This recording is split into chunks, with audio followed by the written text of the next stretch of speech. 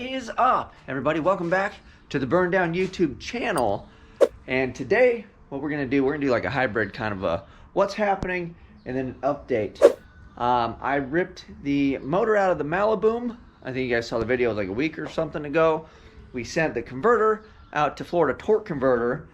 They called me today. The thing is rock and roll. They shipped it back out, so I should have that hopefully maybe by the end of the week if we're lucky. Granted, I have other things to work on, but that is on its way back. I talked to Ryan, which is my torque converter guy, Ryan Jans. Find him in the comment section if you need a converter. He spec'd all my stuff, and then Florida Torque Converters builds my stuff. Anyways, plug there for my boy. We were talking, and I don't know how we got on the subject of lifters, but I think I'm going to pull the trigger on a set of link bar Johnsons, which I did not have in the budget when I bought pistons and put this motor together and everything else. I had a set of LS7 lifters that were sent to me, so thank you very much for sending me those lifters.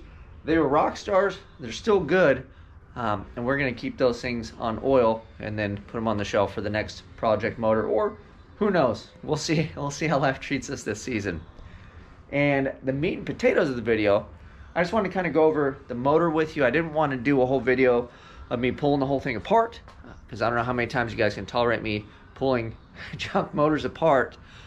So we'll go ahead and show you the clip of when I actually pulled it apart and it was just kind of splayed all over the driveway. And I ran around with my cell phone. I was going to do a short video, but then I'm like, everybody's going to ask questions. So here's the short video clip, and then we come back from that. We'll show you where we're at with it now. All right, I finished breaking this down the rest of the way. And the cam bearings actually look good. I know you're not supposed to look at them as per sloppy, but I put all these in. This got like a little bit of action, but it's rotating with the cam, and the cam looked fine. So these dogs all look good. These actually come with a black coating. So they're not too bad. On the mains, on the cap portion, they're a little bit worse. We'll swap all those out. But mainly, this guy was pretty much our culprit. And then there's a nick in that crank. And this crank was a little suspect, honestly, when I put this motor together. So I may just get another crank. I think it's cheaper than messing with that one. So we'll finish up, clean this thing up, and then I'll figure out my crank situation. I'll need a 58 crank. Then we'll slap it back together. I got bearings on the shelf already, so. Okay, so that was my first impression of what we kind of had going. And I wasn't sure about the crank, but it turns out, ta-da, the crank is ready to rock and roll. My guy took care of it at the machine shop. For anybody that is wondering, let me make sure I get this off here. For anybody that's wondering about the machine shop deal, it's a matter of taking care of your friends. You know, I've been doing business with the same machine shop for quite a while. And, you know, I just went in there. Maybe I got lucky. It wasn't too busy. Who knows? But he hooked me up and basically polished the thing right there while I waited. So I was really excited about that. I thought I'd have to wait a little bit. Hell, I mean, I'll be honest. I thought this thing may be kind of toast. But it was bent. So he straightened it, polished it up, and then the thing is rock and roll. So today, what we're going to do is I'm going to start cleaning the block. And then clean out the pistons with the bearings. So we're just doing mains and rods. The cam bearings look all right. They were in there. The cam looks good.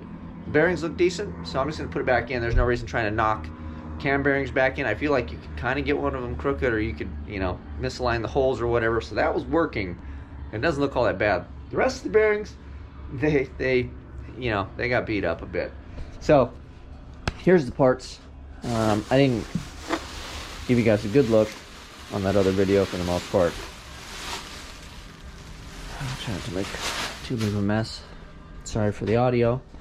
You know, the bearings on a lot of these, they didn't get down to copper. They got hammered, but I had the one, I don't know where it is.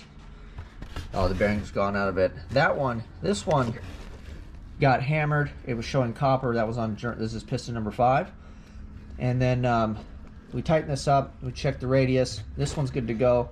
So I believe the rest of them are fine, because this was the one that was suspect. So what we're gonna do is I'll take all the bearings out and then clean the surface like this one's clean. So today, that's kind of my goal, is just to take these out, get some of the oil off of it, clean the surface, stick them back in here, and then if I can, I'll put this guy back on the stand and get this guy cleaned up. And then the only other change I think we're gonna do, besides lifters, oh, here's the mains, by the way. So, yeah, not wonderful, but not terrible. We're gonna swap those boys out as well. This is a regular volume oil pump. Somewhere in this mess of stuff, I know I have the old one out of the boom, and I didn't run it because it was dirty. So I'll have to dig it out, and then I'll have to take it apart. You can take these Torx out and flush it all out. So this one is just a standard pump. We'll wrap this up, put it on the shelf, and then I've got a high volume one in there somewhere that we will clean up as well. So that's a look at my stuff. You know, the bearings kind of give you a close-up of what the mains look like, and then the rods, for the most part, they all kind of look similar. Like I said, I only had one showing copper, and then the cam bearings, I don't even know if you can see in the light, but anyway, they're not, this is like the worst looking one, and that ain't nothing. That thing don't look bad at all. And then the cams over there, the cam look good. So there's that quick update on that. So that's what we're doing. We're gonna start cleaning this up. I'm gonna do little by little in the afternoons. I'm not gonna make a video every day.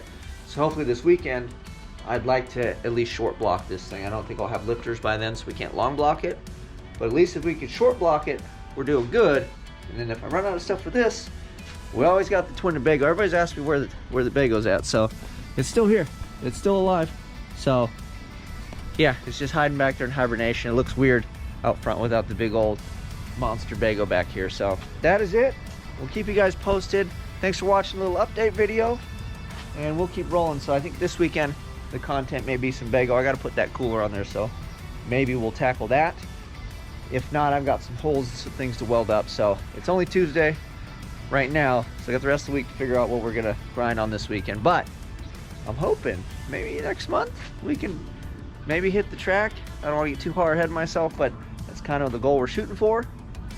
And yeah, I'm already getting tired thinking about it. I gotta get to cleaning. The sun's going down. You guys, you know what to do. Like, subscribe, share. Till next time, I'm out.